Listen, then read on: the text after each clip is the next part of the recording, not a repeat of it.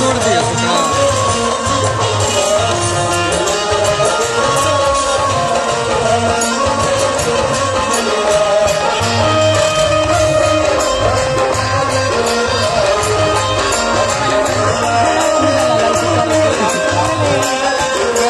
पैसा में मिला।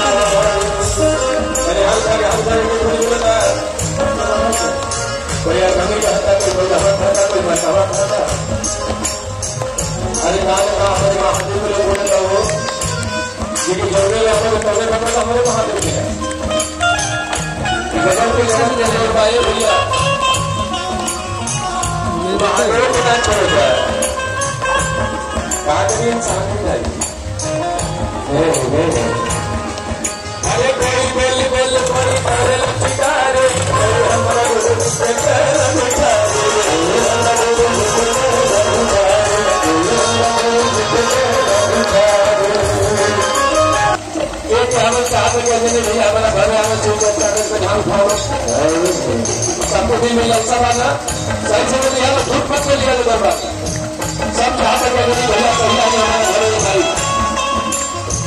सबके अधीन में अच्छा लगेगा। पहले हमारे संपत्ति है वहां पर हमें चर्चा कराएंगे।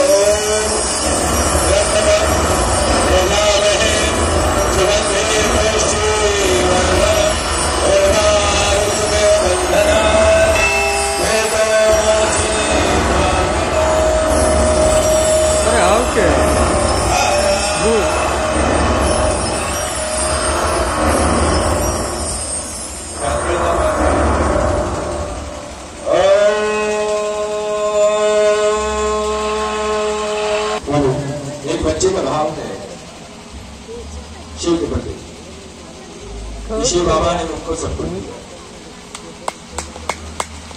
सिद्धि धन दौलत। हाँ ढारली ओढ़ी गई लेनी, ढारली ओढ़ी गई लेनी।